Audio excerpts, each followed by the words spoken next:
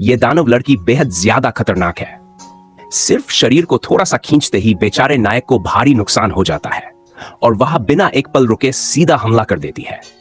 लेकिन हमारा लड़का डरता नहीं, वह खुद को संभालता है और अपनी गुप्त शक्ति को चालू करता है। तभी जैसे ही वह दानव उस पर वार करने वाली होती है, उसके शरीर में एक अजीब सी बेचैनी दौड़ जाती है, मानो किसी और ने उस पर कब्जा कर लिया हो। जो उसे मार डालने वाली थी वही अपनी सबसे ताकतवर ताकत से आमने सामने की भयानक लड़ाई शुरू कर देती है।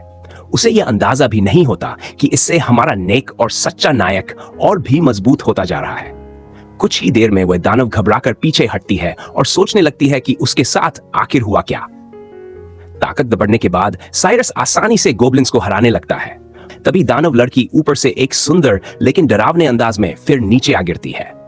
साइरस खुद को बचाने की कोशिश करता है, लेकिन भारी जांघों का वजन उसके लिए सहना नामुमकिन हो जाता है। सबसे डरावनी बात यह होती है कि वह दानव उसे ऐसे घूर रही होती है जैसे बाजार में कोई कुत्ता मांस को देखता है। पहला वार बेहद निर्दयी और सटीक होता है। दर्द से लड़का तड़प उठता है, लेकिन उसी दर्द के साथ उसकी ताकत धीरे धीरे बढ़ती जाती है। गोब्लिन्स हैरान होकर आपस में सोचते हैं कि यह कैसी लड़ाई है, ऐसी लड़ाई जिसमें वे भी शामिल होना चाहेंगे। साइरस चालाकी से हमला करने की कोशिश करता है, मगर तुरंत जकड़ लिया जाता है। क्रूर दानव लड़की समझ जाती है कि उसका कवच बहुत मजबूत है, इसलिए वह पहले उसे तोड़ने का फैसला करती है ताकि उसके वार और ज्यादा दर्दनाक हों। इसके बाद बेचारा लड़का पूरी तरह कुचल दिया जाता है और बगल में खड़ी उसकी साथी सोचती रहती है कि क्या यह सच में कोई लड़ाई है।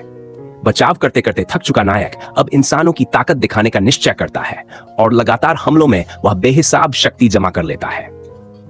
तभी दानव लड़की का पति वहां आ जाता है और सब कुछ अपनी आंखों से देख लेता है। राजा गुस्से से पागल हो उठता है और साइरस पर टूट पड़ता है। हमारा नायक दूर जा गिरता है और उसे साफ समझ आ जाता है कि ताकत का अंतर कितना बड़ा है।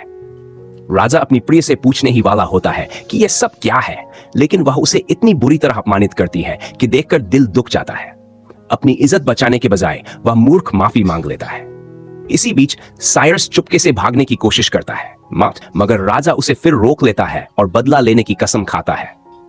तभी दानव लड़की राजा को जोरदार थप्पड़ मारती है। राजा सन्न रह जाता है और साइरस वहां से निकल जाता है। वह दानव लड़की ठंडे भाव से साइरस को रुकने को कहती है। राजा उसका हाथ पकड़ने की कोशिश करता है, लेकिन उसे फिर अपमान मिलता है जब वह कहती है कि उसे सिर्फ साइरस चाहिए। दानव लड़की जोर से कूदती है और भयानक ताकत से साइरस पर गिर पड़ती है। दर्दनाक वारों की एक और बारिश शुरू हो जाती है। उधर राजा पूरी तरह टूट चुका होता है, उसकी हिम्मत जवाब दे देती है और निराशा में वह खुद ही खत्म हो जाता है।